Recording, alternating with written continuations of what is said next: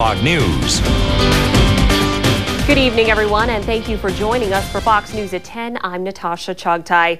It's a big political night in Oregon, and we have team coverage for you tonight. We start at the University of Oregon, where more than 8,000 people attended Barack Obama's rally earlier tonight. Our Megan Kalkstein joins us now live. Quite a crowd out there tonight, Meg.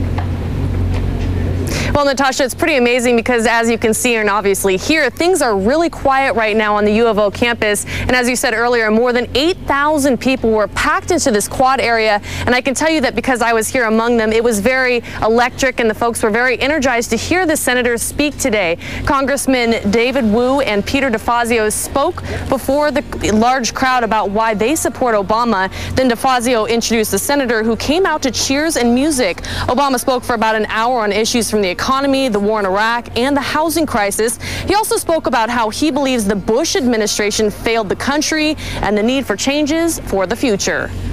Investing in our scientific capacity, our research and our development, so that we are at the cutting edge of every single technology. And if people tell you that we can't make those investments, you just remind them we're spending $10 billion a month in Iraq. Surely we can spend $10 billion a month right here in the United States of America to make sure we're competitive in the 21st century. At the end of the speech, Obama told his personal story of growing up in Kansas, raised by his single mother and grandparents. And despite all of their hardships, they achieved what he calls the American dream. And he hopes the change that he feels he would actually bring to the White House would create a very similar opportunity for all Americans. Natasha, back to you. All right, thank you, Megan. That's Megan Kalkstein at the University of Oregon tonight. Earlier today, KVAL news anchor David Walker sat down with Barack Obama for a one-on-one interview. You can see that interview tonight on KVAL News at 11 p.m. Hillary Clinton was also in Oregon today, pushing through the news that Barack Obama has gained 9 superdelegates to her 1. Clinton spoke in Portland today, and Danae D'Arcy joins us live from the newsroom with more on her speech. Danae, what did she touch on? Well, Natasha, she spent most of her time discussing differences between herself and Barack Obama. She's trying to reach out to the more conservative Democrats and also Republicans who don't want to vote for McCain. Health care also at the top of her agenda. Hillary Clinton took her message to the source at an invitation-only event inside Dornbecker Children's Hospital in Portland, all to promote her universal health care plan. You have to have a seamless health care system which covers every single person. Clinton says her plan offers insurance to all 600,000 Oregonians, something she says Barack Obama's plan lacks. Under his plan, at least 220,000 would still be left uninsured.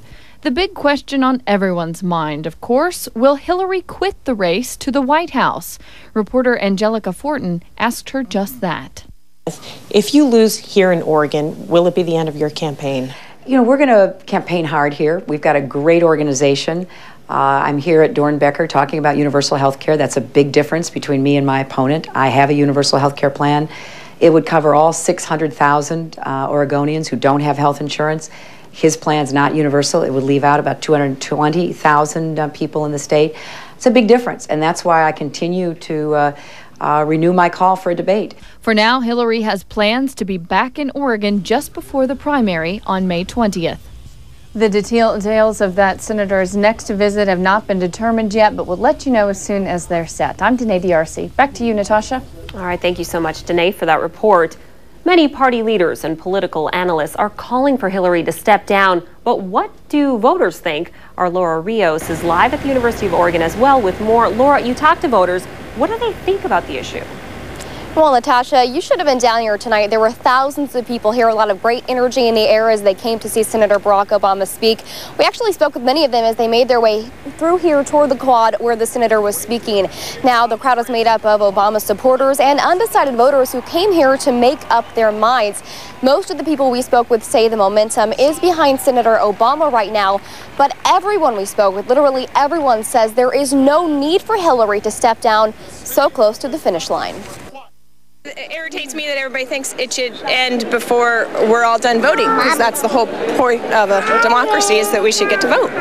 So I want to be able to vote. I'd like to see it continue until the end. As long as she still has a chance, I think she should continue. I don't really see it being an issue once we get past it. Once it's finally set in stone, kind of what's going on. I think Hillary and Obama are very close on a lot of things, and I think they're going to be supportive of each other. Now, Senator Obama touched on this topic very briefly in his speech as well. He said while there are differences within their party, they pale in comparison to the differences between Democrats and Republicans. And he said no matter what the outcome, the Democrats will be united and they will be successful come November. Back to you, Natasha. All right, thank you, Laura. Laura Rios, also at the University of Oregon tonight. Now, meantime, John McCain made a campaign stop in New Jersey today. He'll be in Oregon next week. The presumed Republican nominee today promised to make environmental issues a focus of his presidency. Senator McCain makes a stop in Oregon on May 12th. McCain will stop in Portland for a fundraising reception and dinner at the Sheraton Hotel near the airport. All this talk of politics can get a little dry. That's why we decided a little comic relief was in order. So who is the next president of the United States? Well, all of the above, of course. Jeannie Moose reports. Those aren't white flags of surrender. Clinton supporters are trying not to believe that time's up for Hillary. Who's the Democratic nominee going to be? Barack Obama. The New York Post, over the hill. Over the hill? Maybe, but supporters can't get over introducing her as. And the next President of the United States, Hillary Clinton. And the next President of the United States, Senator Hillary Clinton. Our next president and my mom, Hillary Clinton. Tell that to the others. The next President of the United States, John McCain. The next President of the United States, Barack Obama. Now, obviously, this next President of the United States stuff doesn't always work out. Remember Mike Huckabee? I want to introduce you to the next President of the United States, Governor Mike Huckabee. And now? Senator John McCain, the next President of the United States. Sometimes the line is delivered with such gusto. The next President of the United States, Barack Obama! You'd think they were introducing wrestlers on the WWE. If you smell what Barack is cooking. Now that pundits say Hillary is cooked, you might think it was an omen when Chelsea's microphone failed. Please join me in welcoming one more time. But when you're a Clinton, you never give up. Chelsea cupped her hands and did the Hillary holler. Please join me in welcoming my mom, our next president, Senator Hillary Clinton! Lately, there's been renewed talk that Clinton insiders are showing interest in Hillary taking the second spot, in which case you might start hearing the next Vice President of the United States, Hillary Clinton! If the traditional intro strikes you as cocky, consider how the person saying it feels. I am absolutely amazed that I'm about to say this. It is my honor and privilege, and probably, I'm sorry, honey, but this might be more exciting than my wedding day. Even the microphone couldn't handle this much enthusiasm. I would like to introduce you to the next President of the United States of America, Senator Barack Obama! Forget wedding bells. We're talking decibels. Jeannie Moe, CNN, New York. Now to other news. Layoffs in Oregon. We've confirmed 180 people have been laid off from a Halsey mill. The Pulp and Talbot mill began a soft shutdown today that should take about 48 hours. Dozens attended a union meeting this afternoon to find out where they stand. Their pension plans are still intact, but health insurance is gone. You can't feel good about it. I mean, you just try to keep positive thoughts and, hope for the best.